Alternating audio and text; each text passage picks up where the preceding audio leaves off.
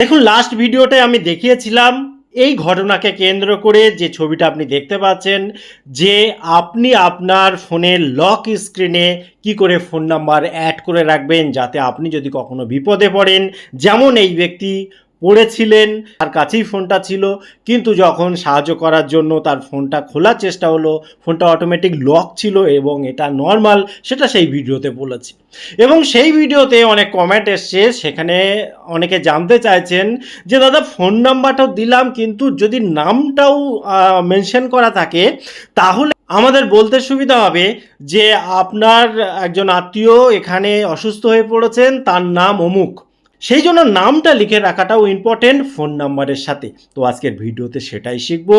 এবং আবারও বলছি, যারা আগের ভিডিওটা দেখেননি, দেখুন এই ধরনের সিচুয়েশান যদি পড়েন, আমি ফেসবুকে এই পোস্টটা দেখেছিলাম, মনে হলো যে সবার জন্য এই ভিডিওটা করে দিলে সবার সুবিধা হবে। আমাদের চলার পথে বিভিন্ন রকম প্রবলেম আসতে পারে, সেক্ষেত্রে আপনি যেমন নিজের ফোনে এটা করবেন, ঠিক তেমনি আপনি আপনার আত্মীয় স্বজন বন্ধু বান্ধবদেরও উৎসাহিত করবেন, বিশেষ করে আপনার ফ্যামিলি মেম্বারদেরও ফোন নাম্বারটা অ্যাড করে দেবেন, যাতে সবাই কেউ কখনো বিপদে পড়লে বাকিরা সাহায্যের জন্য এগিয়ে যেতে পারে।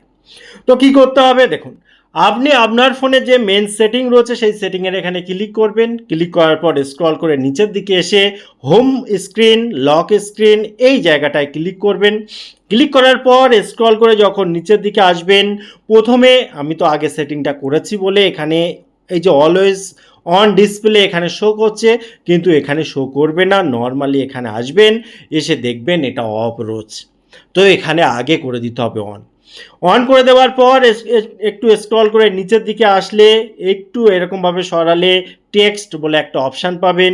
এই টেক্সটের এখানে যখন আপনি ক্লিক করবেন, এখানে এন্টার টেক্সট অপশানটা পাবেন।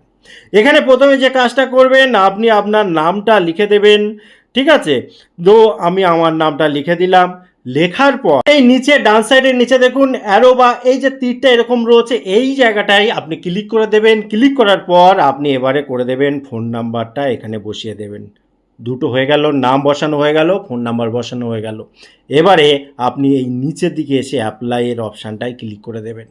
যখন এটা করলেন, নাম এবং নাম্বার দুটো কিন্তু হয়ে গেল। আপনার ফোন যখন লক স্ক্রিনে থাকবে তখন এরকম নাম আর ফোন নাম্বার দেখতে পাওয়া যাবে। হ্যাঁ, এখানে একটা কথা বলে রাখি, আবারও বলছি, আপনি যেন আপনার ফোনে আপনার ফোন নাম্বারটা লিখে রাখবেন না, সব সময় উল্টোটা হবে।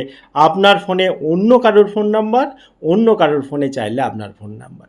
টোটাল ইনফরমেশন কেমন লাগলো অবশ্যই কমেন্ট করতে ভুলবেন না। আবার দেখা হয় পরবর্তী ভিডিওতে। ততক্ষণ ভালো থাকুন, সুস্থ থাকুন। Bye bye.